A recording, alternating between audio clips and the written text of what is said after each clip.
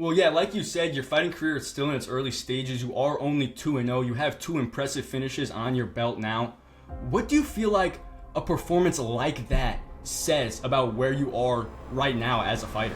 After my first fight, like it was dominant, but we went 3 rounds, and then now I kind of showed these other guys. Now they gotta be ready to like get hit. Was MMA always in the back of your mind when you were wrestling in college, or did that transition sort of naturally happen over time?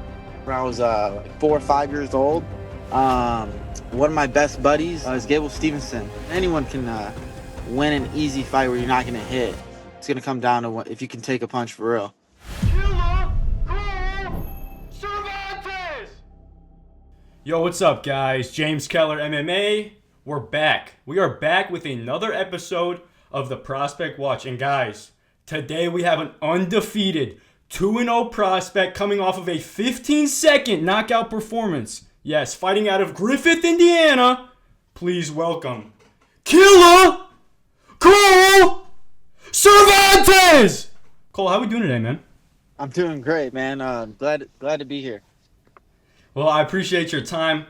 Like I said, you're coming off of that 15-second knockout performance at EFN 29. You faked the level change, blasted your opponent with the overhand in the opening seconds of that fight. Now, was it a focus of yours going into that fight to show off your striking, knowing you come off your wrestling background, knowing your opponent might be worried for the shot? Yeah, exactly. I know everyone I face is gonna be worried about the shot more than my hands.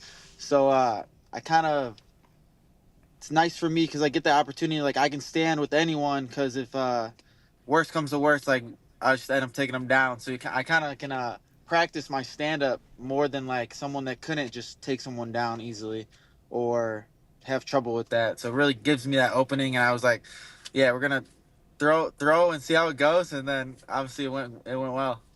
So that was part of your game plan going into the fight. You wanted to strike with him? Yes, exactly. Yeah, we probably trained that exact move. I don't know, 200 times, 300 times. It was just like we knew he was gonna be expecting the shot, so just throw a right hand as hard as you possibly can. If we miss it, we'll probably fall into a shot or fall into something, but like throw that right hand as hard as we can. Well, it was a beautiful finish. When the ref stepped in there and you realized that the fight was over, you finished him in 15 seconds. What were your emotions like? What was the first thoughts that went through your head? Yeah, so I mean that's like, so I've always wrestled. Didn't wasn't a huge fighter like growing up, so I've never really like full on hit someone full power like that. So it was almost like like I've always like my coaches have told me like I have power, like stuff like that. I figured it would translate. Like if I'm strong in wrestling, I'll probably be strong throwing, but never seen it. So then when I saw like he dropped, I was just like in my head, I'm like, oh, like. I guess it does work, and then after that, it was just like instinct, just like finish the fight, and then finally when it was over, it was just like, all right, let's just get the crowd hyped a little bit. I don't know, give them a little bit extra and stuff, but yeah.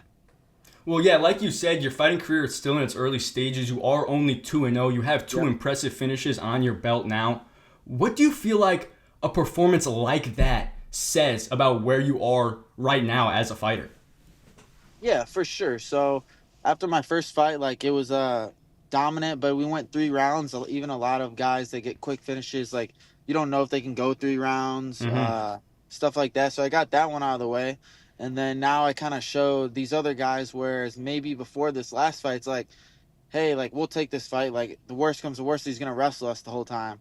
But now it's like, now they gotta be ready to like get hit, and I mean, it's definitely opened a lot of doors as far as other promotions now hitting me up. I mean, already that was my second fight. I mean, I am fighting out of my backyard, so I was the co-main in that one. But yeah, it's just bringing more eyes to me, just opening up those doors as far as sponsorships, other opportunities, stuff like that. Yeah, I get you 100%. I'm sure you opened up so many opportunities after that amazing finish. After such a long training camp, after putting in all those hours in the gym, were you satisfied with the quick finish, or would you have liked to get a little bit more cage time in there?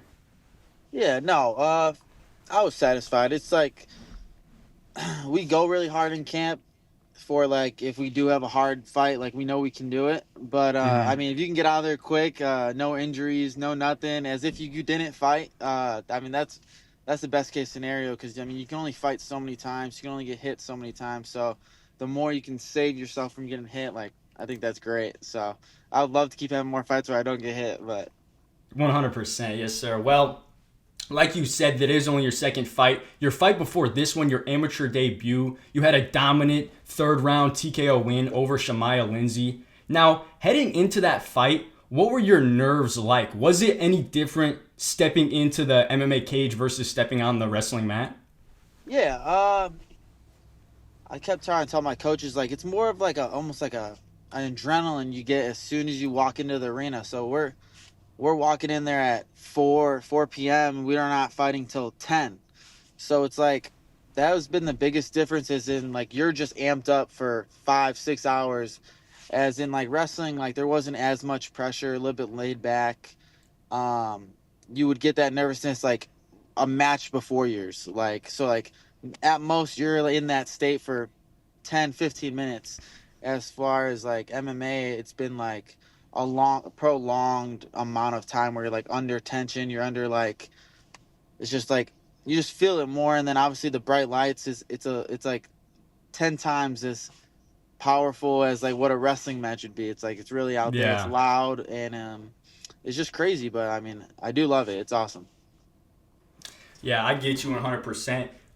Going into that fight, you were able to use your wrestling to control the pace and dictate where you wanted the fight to go. You had Shamaya Lindsay working the entire time, ultimately securing the third round ground and pound TKO.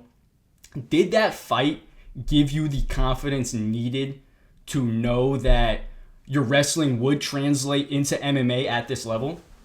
Yeah, yeah, for sure. Obviously with Shamar, I believe he's a blue belt. So I Mm-hmm. mean, he's got some ground game. Obviously not wrestling wise, but yeah, definitely. And then where I get most of my confidence from is like the guys I train with. So like all the guys over there at G2, most of the guys at my other gym, Go Fitness, they're all pros, and they're all pretty good wrestlers. And if I'm able to go with Mm-hmm. them, uh at least at definitely at the amateur level, I don't think anyone's gonna be able to wrestle with me wise. Um, it's more just me getting more confident on my feet and just finding those openings to wrestle instead of kind of openly shooting or taking bad shots when they're not there, and just getting more comfortable on my feet. I get what you're saying. I see what you're saying. Well, you spoke previously about how you fought in front of your hometown crowd. Yep. Looking back to that first walkout at the Hard Rock, what moments stick out in your head? What memories do you take away from that night? Yeah, for sure. So walking out, just the sheer amount of just how loud it was. It was insane. So I get in the cage. They say my opponent's name, which his hometown was in Joliet, Illinois, which is only about 25 minutes from the arena. So like if he's fighting in his hometown too, and the boos were unreal. Like the boos were unreal. Like they booed him so bad, and No. he had to look like what is going on here. And then when they said my name, like it was just like a rattling of the cage, and it was insane. Like it really was insane. Never felt anything like that. No wrestling match, no state finals match, uh freaking national match, nothing was as loud as that. So it was awesome though. It was awesome.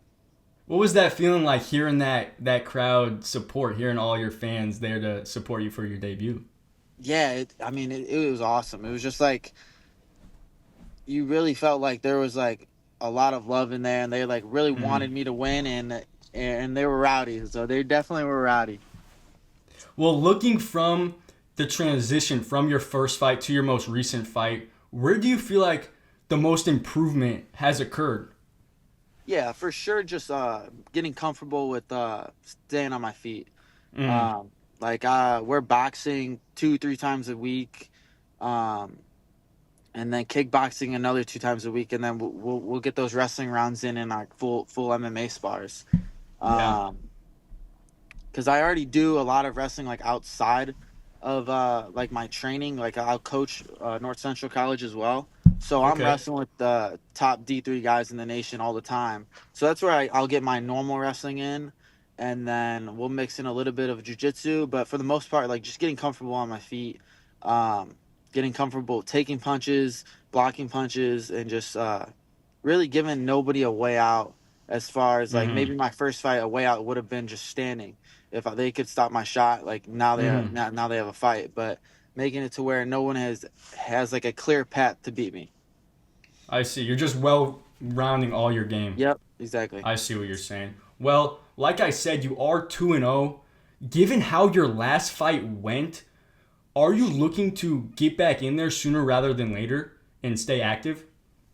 Yeah, definitely. Right now we're looking around probably a May fight, May or Okay. even if something else comes sooner in like April, we'd be open to. I know EFN's next one's not till August, so we Mm-hmm. definitely want to try to get another one before that, and then finish out the year probably with like two EFN ones, and then hopefully next year, maybe mid next year, we'll see about going pro. Just kind of see how the amateur career goes.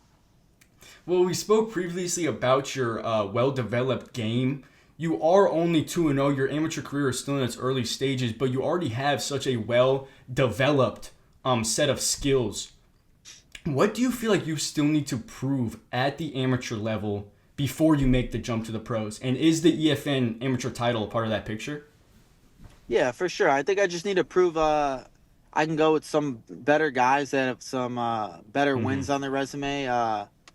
Maybe other guys that already have belts in either EFN or wherever. Um, and maybe you can get into a battle or two, see if how those goes, because I mean you need those. So And yeah, you just want to get tested. yeah, for sure. Yeah, definitely.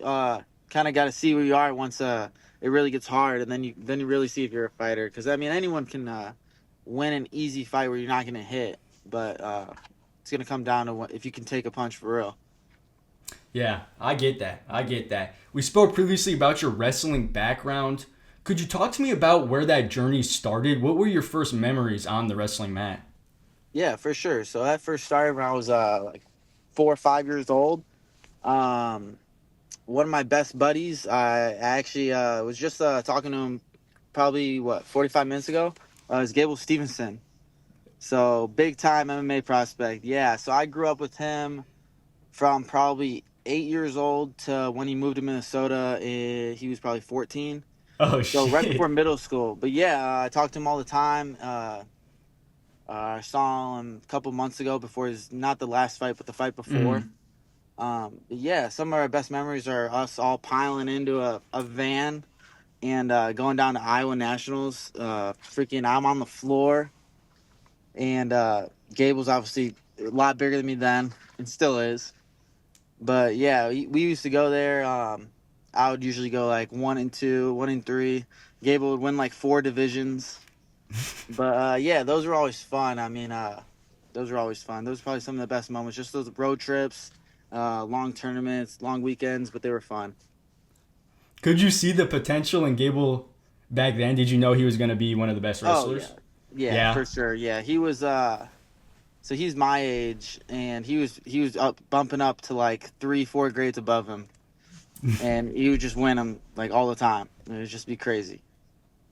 So did you train with him? Did you have any? He is a lot bigger weight class than you. Did Yeah, you wrestle with him though? yeah. No, we wrestled with each other. He was still bigger than me, but I mean, when you're a kid, like it didn't matter as much. But yeah, we always wrestled with him. His dad was our coach for a long while. He had his own wrestling program called Nomad Elite. It was out of his dad's shop back when he lived in Mm-hmm. Maryville, Indiana. Um, so yeah, we definitely always wrestled with each other. Him and his Bobby's brother. But yeah, we always did. Well, that's amazing. Obviously, Gable has made that transition from wrestling into MMA. You were a college wrestler. Was MMA always in the back of your mind when you were wrestling in college, or did that transition sort of naturally happen over time? Yeah, no, I really didn't ever think of MMA. I loved MMA. I loved watching UFC, but I never thought I Mm-hmm. would do it. And I kind of wish I did because I'm telling my brother now. My brother plays football in college. I'm like, if you do think you want to do it, like train like a day a week, just one Yeah. day a week, just train just a little bit, even hit the bag. And that would have gave me such a big edge if I knew I wanted to, and I just get a little bit ahead myself. But yeah. So I helped out my training partner Scotty Sopko. He just went pro, so he's 1-0 now. Um, I helped him out because he was facing a D1 wrestler and he needed some wrestling guys to come in. So I was like, okay, this is kind of cool. Started getting into it. Just started going with them more and more and more. Yeah. Then Gable started fighting. So that's another kind of like another like, oh, it's kind of cool. Like it's pretty cool. And then next thing you know, like you just start getting people around the gym like, when are you gonna fight? You gonna fight? You gotta do one. And then how one goes, and then you're like, oh, this is kind of cool. And then doing the two, and then now we're gonna do three. So. Well, I think you're exactly right where you're supposed to be. Is there anything from your wrestling background that you take into your daily life as a fighter and even just maybe your personal life? Yeah, for sure. One thing I would say is just like do everything like as hard as you can almost. Mm-hmm. So no matter what that is, it's you at work, it's training, it's lifting, just do everything as hard as you can that day. So Yeah. some days you might not be able to go as hard as the day before, but just get the most out of what you're doing that day. And that's been a big thing for me. So kind of helps you get a lot out of those days when you don't feel like doing anything. When your body doesn't feel like doing anything, you still get the most out of it. And I think that helps a lot when it comes to, let's say, the day of your fight. Like, I mean, you don't get to pick how you feel on the day of the fight. Like, you might not Yeah. feel good the day of the fight. So you got to go out there and go as hard as you can, regardless of how you feel. So I kind of always keep that mentality, and it's been helping me. Yeah, so adding up all those days just Yep, help you lead into that fight night. I get what exactly. you're saying. Well, is there any goals that you have looking forward to 2026? Anything that you have set forward for the year that you're looking to achieve in terms of activity or performance? Yeah, for sure. So I definitely want to get 3 more wins this year at least, Mm-hmm. 3 to 4, and then with those wins, I'm hoping probably at least an EFN belt for sure. Mm-hmm. Um, and then kind of just go from there. See what that opens up. 'Cause I know EFN's got some connections with PFL as far as pro wise, but just keep growing, keep getting better, and then the belts, the wins, all that stuff will come. Sponsors, it'll come. Just gotta keep getting better. I get you 100%. Just keep grinding. We Yep. spoke previously about your training partners. You spoke about training with Gable Stevenson. This is the Prospect Watch. Is there anybody that you're training with that you think is set to have a breakout year in 2026? Someone you think we should have our eyes on? Yes, for sure.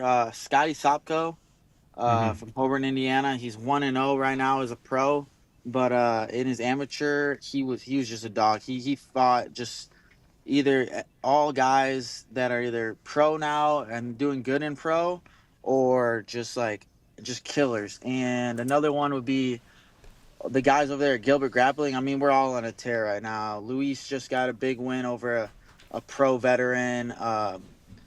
Bo, it's like Santiago, and it's hard to say.